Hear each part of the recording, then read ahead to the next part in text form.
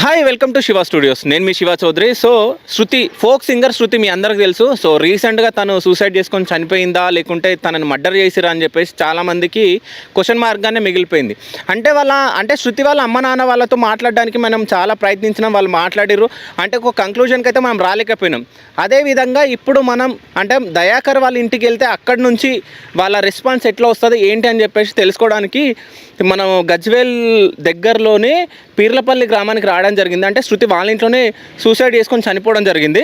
So వాళ్ళ ఇంటికి వెళ్దాం, వాళ్ళ ఇంట్లో వాళ్ళ అమ్మ నాన్న దయాకర్ కూడా ఉన్నాడు అన్నట్టు మనకి ఇన్ఫర్మేషన్ ఉంది. సో మనం లోపలికి వెళ్ళి వాళ్ళతో మాట్లాడడానికి ప్రయత్నిద్దాం. వచ్చేయండి. చెప్పిన దయాకర్ వాళ్ళ లెక్క ఇదేనా? సో ప్రజెంట్ దయాకర్ వాళ్ళ ఇంటి దగ్గరికి వచ్చినాం. మనం లోపలికి వెళ్తాం. అంటే వాళ్ళ పేరెంట్స్ ఉన్నారో లేదో ఒకసారి మనం తెలుసుకుందాం. వచ్చాం.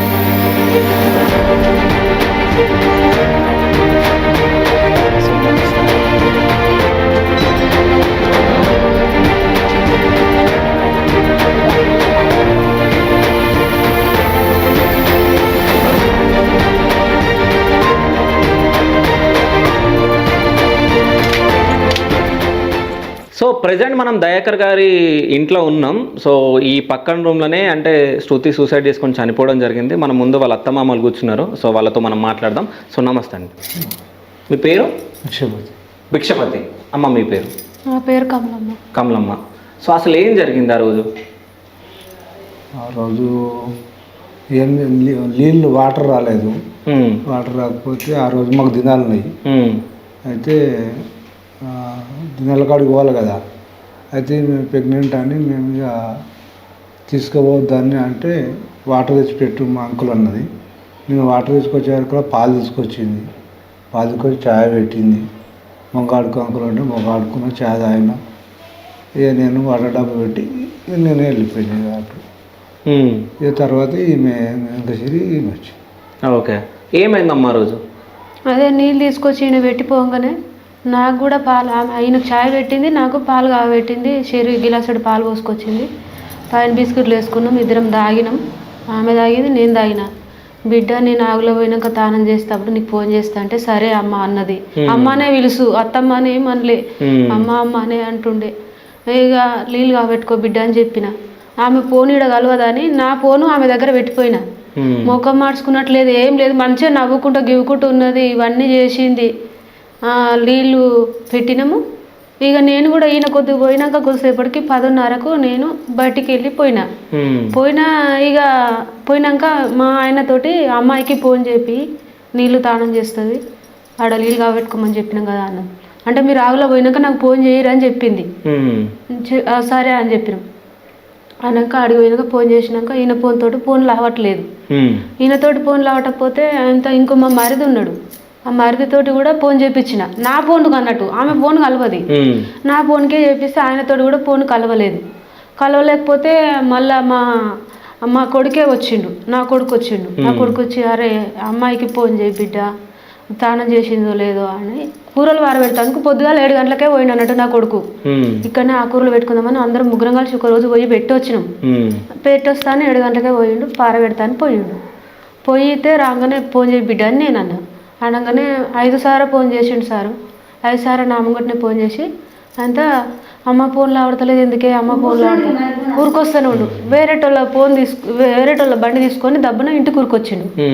ఇంటికి ఊరికొచ్చి ఇక ఆయన ఇంటికాడ ఏం చూసిండో నాకు తెలియదు ఆ సంగతి. కానీ మళ్ళీ రిటర్న్ నా దగ్గర ఊరికొచ్చిండు. అమ్మ ఊరు పెట్టుకుంది అని ఊరికొచ్చి నా కొడుకు చెప్పిండు. చెప్పంగానే నేను దెబ్బ ఇక అందరం ఆగులకి వెళ్ళి ఊరికొచ్చి ఉందేమో అప్పుడు అని ఇప్పిర్రు. అన్ని గిన్నె మా కొడుకు కాళ్ళ కానీ వాడబెట్టిర్రు. అంతా చూసిర్రు ఒత్తి చూస్తే అప్పటికే వెళ్ళిపోయింది. ఇవన్నీ ఆమె ఎప్పుడు 24 గంటలు ఫోనే చూస్తుండే సారు. 24 గంటలు నాకు చదువు రాదు సార్.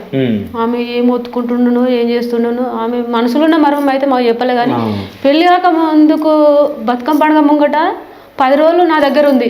మా చరిత్ర మొత్తం ఆమెకైతే తెలుసు. ఇట్లా మేము మంచోళ్ళమా చెడ్డోళ్ళమా అన్న సంగతి అయితే ఆమెకైతే తెలుసు. కానీ ఇక ఆమె చూసింది, ఆ 10 రోజులు ఉండిపోయింది. మళ్ళీ 10 రోజులు ఉన్నాక మళ్ళీ పెళ్ళికి ముందు వారం రోజుల ముందు వచ్చింది.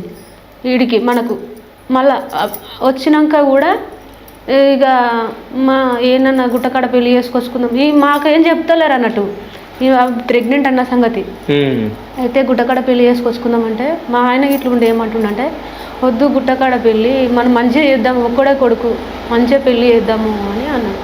అంటే ఈడ ఆడ అంటే పైసలు వీక్కొచ్చిన 10 లక్షల దాకా చేద్దామని ఇక నిర్ణయించుకొని వాళ్ళ నాయనకు ఫోన్ చేసినాం.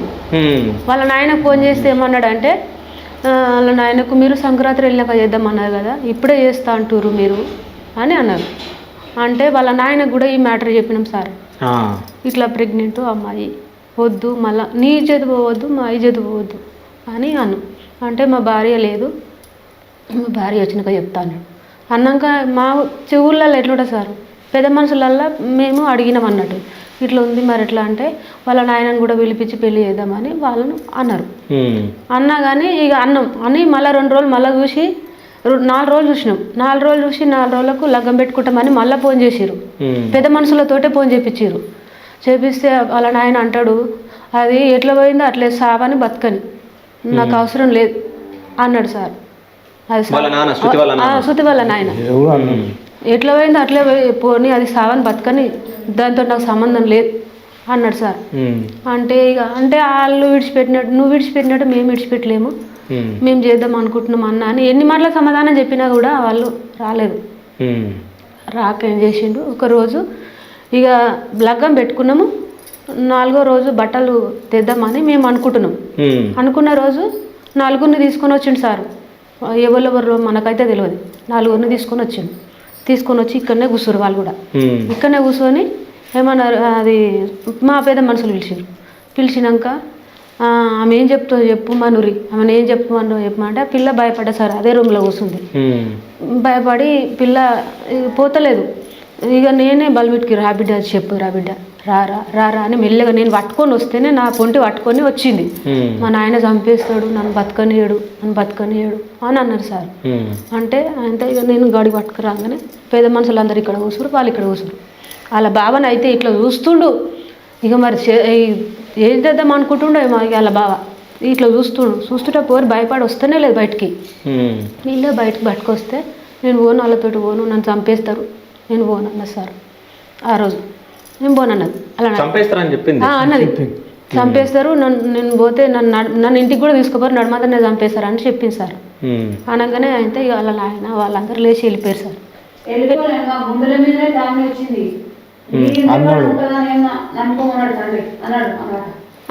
వెళ్ళిపోయారు సార్ వాళ్ళు.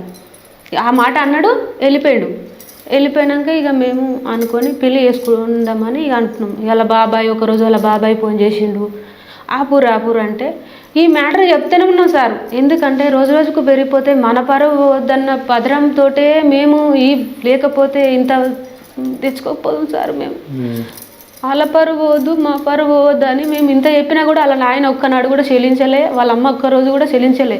నువ్వు లగ్గం నేను చేసిన, ఇంత ఘనంగా నేను పెళ్ళి చేసినాక నన్ను నువ్వు 2 రోజులకో 3 రోజులకు వచ్చి దాన్ని ఊరటం వచ్చి ఒక్కరోజన్నా అయ్యో నా బిడ్డ ఎట్లుంటుంది, ఏ సంగతి, కష్టములుందా సుఖములుందా అని నువ్వు ఒకరోజు చూసిపోలేదు.